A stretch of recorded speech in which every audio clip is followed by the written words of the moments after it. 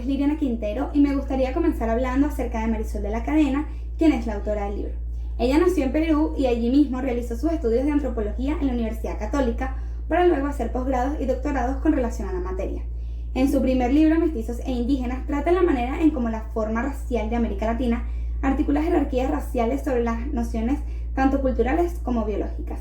En su último libro, Seres y Tierra, trata de las ecologías de prácticas a través de mundos en los Andes, donde Marisol conversa con Mariano y Nazario Turpo, quienes son habitantes de las tierras que se exploran en el libro. Actualmente Cadena vive en Colombia, donde visita fincas ganaderas y conversa con diferentes veterinarios para poder participar en clases de anatomía animal para poder entender la relación que existe entre la vaca y el ser humano. Ahora bien, en el año 1838, Johann Jacob, un naturalista nacido en lo que actualmente hoy es Suiza, arribó en Perú para hacer una visita que duraría aproximadamente 6 años. Viajó a través del país en donde recolectó información zoológica, genealógica y social, utilizando tanto el idioma quechua como el castellano. Johann también publicó un libro titulado Término del Perú, en donde se tiene la sensación de que él estaba fascinado por lo que estaba sucediendo en ese entonces en Perú. También habla sobre aquellas personas que, aunque tenían rasgos indígenas, eran considerados blancos.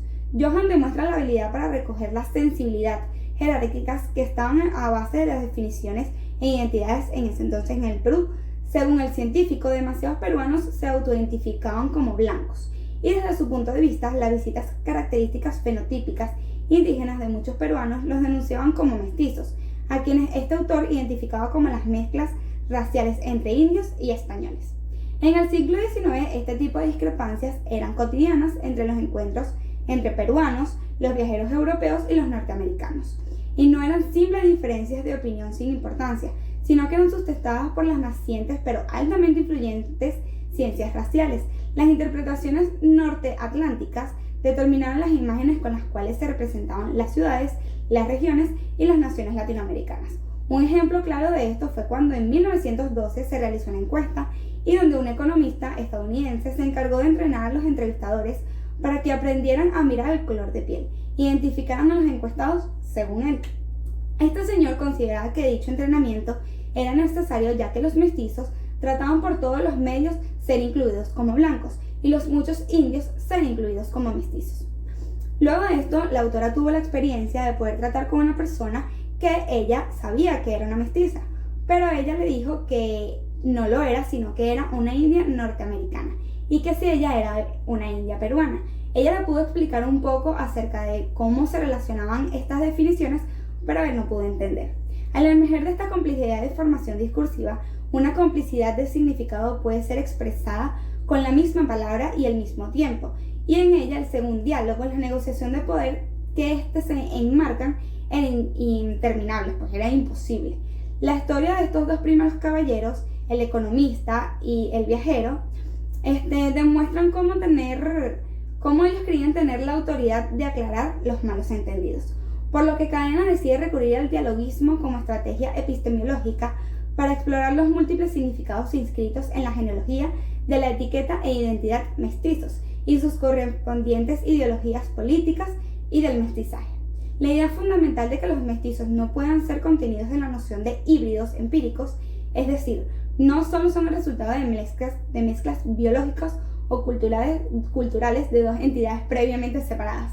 Ellos invocan una hibridez conceptual epidemiológicamente inscrita en la misma noción de mestizos, lo que alberga nociones científicas de hibridez que describen la mezcla de dos entidades separadas y que fueron acuñadas, y todo esto fue en el siglo XIX. El linaje conceptual de los mestizos. Garcilaso de la Vega dijo que a los hijos de los españoles, indios o indígenas, los llamaban mestizos por decir que somos mezclados de ambas naciones. Fue impuesto por los primeros españoles que tuvieron hijos de indias y por ser hombres impuestos por nuestros padres, y que su significado se lo lleva a la boca y llena de honor con él. Luego de esta cita de Garcilaso, algunos años después, Guaman Poman estuvo con los caciques indios no tributados que despojaban a una india tributaria. Estos mismos mestizos no solo desencadenarían esto, sino que estas definiciones se resaltaban con la intención de llamar la atención sobre la variedad de connotaciones y dialogismos a las categorías coloniales mestizos, destacando su inestabilidad semántica. También tenemos que Carmen Bernal ha señalado que en la España medieval los cristianos que preferían aliarse con los musulmanes en contra del rey Rodrigo fueron etiquetados como mestizos. Desde este punto de vista, el estigma adscrito a los mestizos se volvió un poco más complejo. Digamos que ellos eran vistos como mezcladores promiscuos, como agitadores de las jerarquías sociales que eran autorizadas por el rey cristiano, entre otros. Los mestizos eran, digamos que, catalogados como almas perdidas de Dios o como perros mestizos, donde además se decía que estos estaban más cercanos al reino animal que al reino de los humanos. ¿Pero a qué se debe esto? Pues esto se debe a que ellos estaban manchados por la inmoralidad de su inadecuación política. Tenemos también que el deshonor de los mestizos se expresaba como impureza de sangre. Este término no se refirió originalmente a un sistema con características biológicas degenerativas. No, esto se llevó o se refirió a la posición política ingobernable que este grupo representaba en la administración colonial. Mientras que digamos que desde otro punto de vista o desde otra perspectiva, un poco más subordinada, ser mestizo pudo haber sido una condición social deseable, ya que para este punto de la historia no era necesariamente superior a la del indio. Pues la nueva política de la raza modificó órdenes que estaban ya preexistentes, pero esta no las erradicó completamente. Cuando los funcionarios coloniales y la gente común aprendieron los lenguajes de clasificación científica, posteriormente ellos los tradujeron a los vocablos anteriores que estaban basados en la fe. Pues a lo largo de los siglos XVIII y XIX, debo acotar que este es el periodo de la colonia tardía y el comienzo del periodo nacional y del liberalismo. Pues el orden organizado por la limpieza de la sangre y sus nuevos significados a medida que la gente y los nuevos estados, claramente que los nuevos estados es a través de su propia gente, interactuaban en sistemas nacionales e internacionales, pues estos estaban siendo reorganizados de acuerdo con el nuevo orden de la ciencia racial y el racismo, extendiéndose para organizar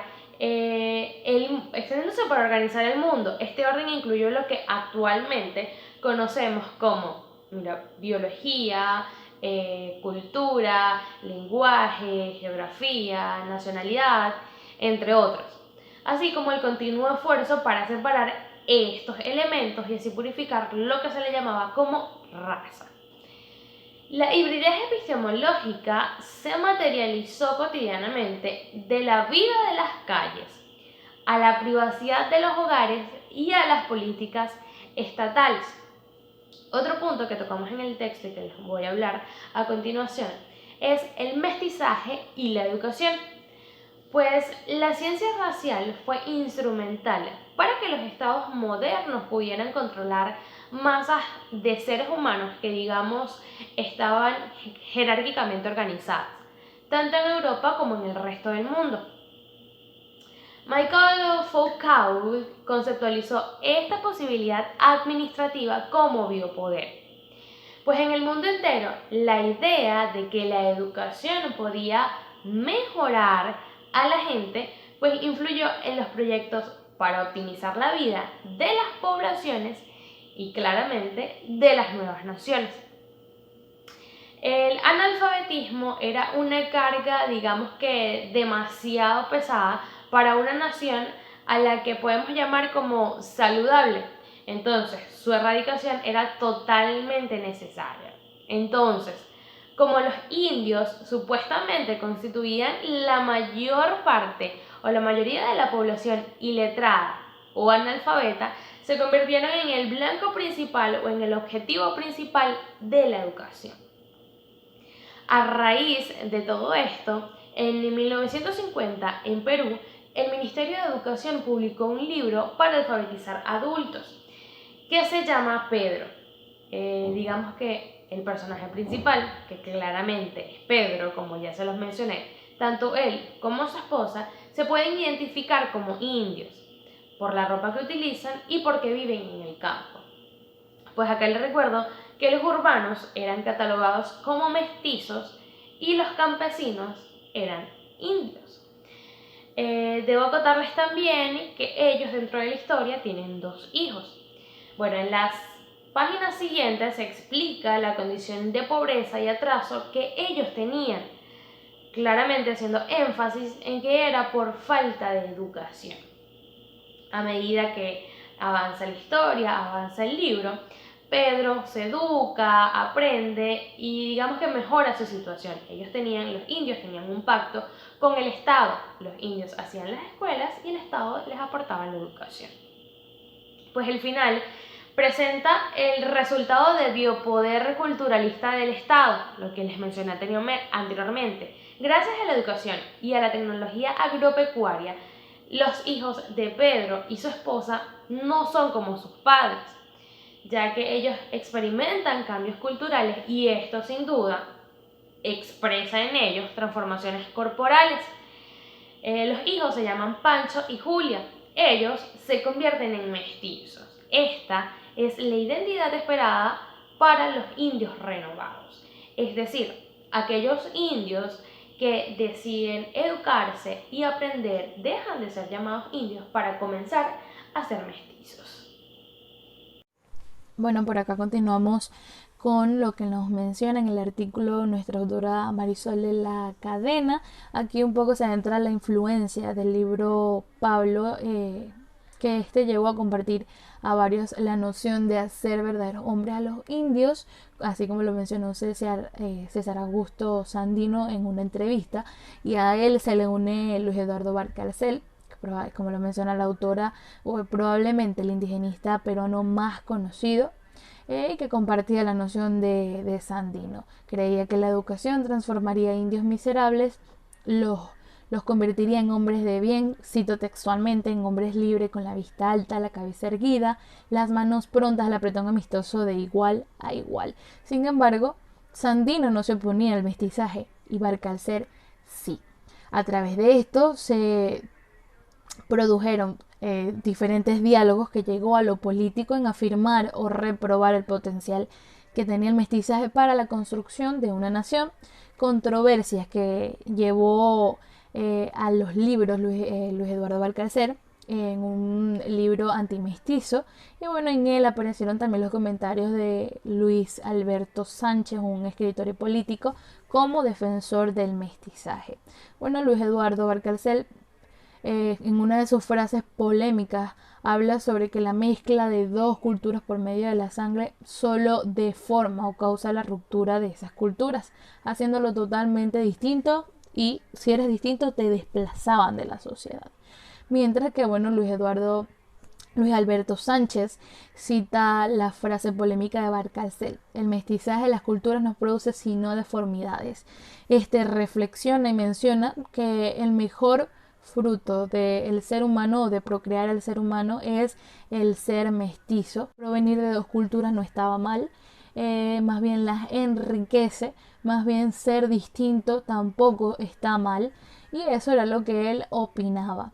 Este debate, nunca se terminó, nunca se resolvió. El mestizaje continuó siendo objeto de interminables discusiones, tanto afirmándolas como negándolas, y cabe destacar que ambos medios, los que eran los defensores y los detractores, opinaban lo siguiente: el mestizo es el híbrido de 2 culturas y el personaje transgresivo de la colonia que rechaza purificación y cuyo espacio social altera el orden como la esencia racial moderna demandaba. Para los que lo defendían, esto no estaba mal. Como lo mencioné, el ser distinto no te hace diferente o no te hace una persona que pueda ser desplazada de los otros. Mientras que los que opinaban que el mestizaje no estaba bien, opinaban que esto era una problemática que llevaría a la sociedad, que llevaría a la civilización a la quiebra, prácticamente, digámoslo así. Bueno, a través del libro Pedro también se consideró un proyecto de desarrollo integral. ¿Por qué integral? Pues esta palabra se refería a la necesidad de considerar la cultura para lograr, lo menciona la autora, una supuesta incorporación del indio a la vida peruana y a los aspectos físicos y económicos al desarrollo, el desarrollo que de todos los aspectos que puedan ocurrir dentro de una nación. El proyecto expresado en Pedro fue claramente inspirado por Luis Eduardo Valcárcel, el autor de nuestra primera cita polémica, aquel que se oponía totalmente al mestizaje.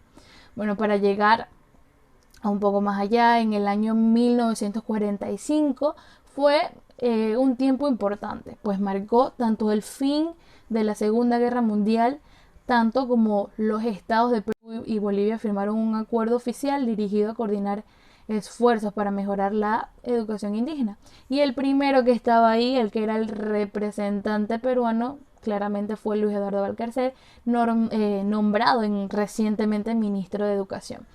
Un objetivo importante que tenía el programa era preservar la cultura indígena, mantener, digamos, sus orígenes. Pero preservarla, él opinaba que preservarla no significaba poder modernizarla. Había que mejorar los estándares de vida en el campo para así contener la migración indígena en las ciudades. Es decir, apartar ambas civilizaciones, ni una se junta con la otra, ni una se junta con la otra, para prevenir ese junte y que, bueno, ocuparan más los mestizajes en esa civilización. Para prevenir la degeneración indígena en las ciudades, los programas de educación debían de llevar la civilización a las zonas rurales. Allí los campesinos serían capaces de elegir lo que ellos querían o lo que creían conveniente para su progreso. Y bueno, provenían al entrenamiento. Ahí era cuando ya ellos estaban llevando un poco más su evolución en el entrenamiento de profesores indígenas, considerados rehabilitadores espirituales del alma y india, como lo menciona la autora. A pesar, bueno, del desprecio que tenía Valcárcel por el mestizaje, el indigenismo purista ofreció un sistema educativo en los que están los que están en pro al mestizaje gustosamente aceptaron. Ambos grupos tenían el objetivo de contener la población indígena en el campo y los núcleos escolares comunales. Prometían esa posibilidad, así como la modernización de las áreas rurales, como ya se mencionó arriba. Mantener la civilización o su civilización, pero eso no se significaba que no pudieran modernizarla. Buenas tardes, soy Natasha Parra y continuando con lo anteriormente expuesto por mi compañera Oriani, se puede decir que en 1960, 15 años después de que Valcárcel hubiera lanzado los núcleos escolares, Mariano Turpo y Mariano Chiluani continuaban con estas gestiones de la escuela local que sus predecesores habían iniciado a comienzos del siglo XX. Estos demandaban alfabetización en castellano, puesto que tenían la necesidad de pedir al Estado su intervención para que ellos frenaran los atentados de los terratenientes, no solo contra su cultura y su identidad, sino que ellos atentaban contra sus vidas. El proyecto de Mariano Turpo no coincidía con los planes que el Estado tenía, pues este proponía que los individuos indígenas no podían, mejor dicho, apropiarse de las prácticas no indígenas que ellos quisieran, sin dejar de ser considerados como tal indígenas. Lo transgresor de este proyecto era que partía de un entendimiento distinto del concepto de lo que es ser indígena, pues se rechazaba todos estos órdenes de las clases sociales que estaban organizadas por razas.